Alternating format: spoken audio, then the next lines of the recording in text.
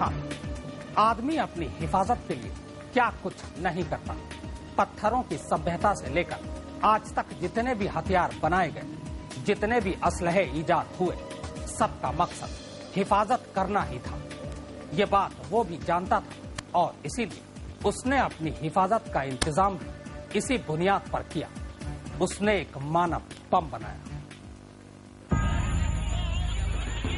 सुल्तानपुर की खचाखच भरी जिला अदालत में इस वक्त जो शख्स पिट रहा है वो दरअसल यहाँ पिटने नहीं बल्कि फटने आया था। जी हाँ, बुरी तरह लहूलुहान ये मानव कोई आम मानव नहीं बल्कि मानव बम।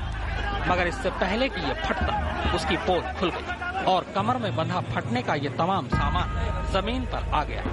बेल्ट जैसा ये कमरबंद और कुछ कील, बस इन्हीं से ये मानव बम बन बैठा था। ऐसा हम या पुलिस नहीं बल्कि ये शख्स कह रहा है। अब इनसे भी मिल लीजिए। ये यूपी के ताकतवर नेता और विधायक चंद्रभद्र सिंह के भाई और संत ज्ञानेश्वर हत्याकांड के मुख्य आरोपी यशभद्र सिंह उर्फ मोनू।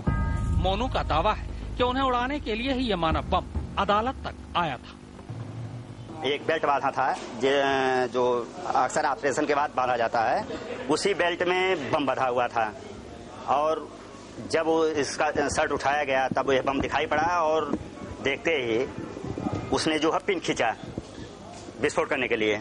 पिन जो ही खींचता है तब तक लोग पकड़ लेते हैं इसको और वो पिन के बाद बम जो हो वहीं बिसरा जाता है। दरअसल मोनू सिंह की बुधवार को अदालत में पेशी थी।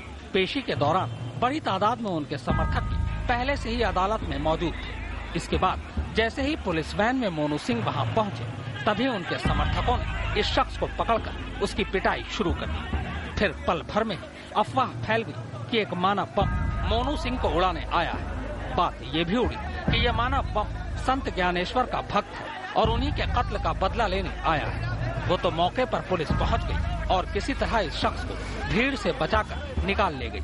लेकिन पुलिस ने जब अपना मुंह खोला तो पल भर में पूरी कहानी बदल गई। पुलिस ने पूरे मामले को संदिग्ध करार दे डाला। एग्जैक्ट क्या है बता पाना बड़ा मुश्किल है, लेकिन फिर भी संदिग्ध है मामला। सब देखते हैं। पुलिस ने मरहम पट्टी के बाद जब मानव बम से बातचीत की तो पता चला कि न तो वो संत ज्ञानेश्वर का भक्त है और न ही वो मोनू को मारने आया था। तो फिर ये सारा ड्रामा क्यों?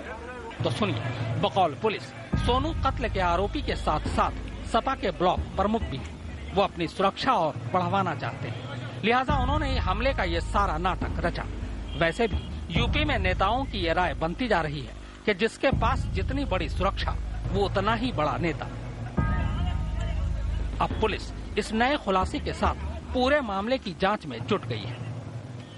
ये पता लगा कि कचहरी के पास में कोई आदमी आया था जिसके पास कुछ विस्फोटक सामग्री थी और पुलिस अभी मौके पे पहुंच करके इसकी इन्वेस्टिगेशन कर रही है। स्थिति जो है वो ठीक है और पूरा प्रयास है कि इसकी सच्चाई तक, गहराई तक पहुंच करके देखा जाए कि इसमें कौन लोग इन्वॉल्व हैं।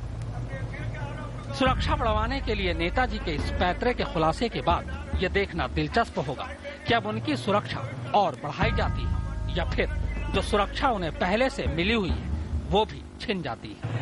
आलोक श्रीवास्तव के साथ अनूप श्रीवास्तव, सुल्तानपुर आज तक। और अब बात जिंदगी के आखिरी खत। इस आखिरी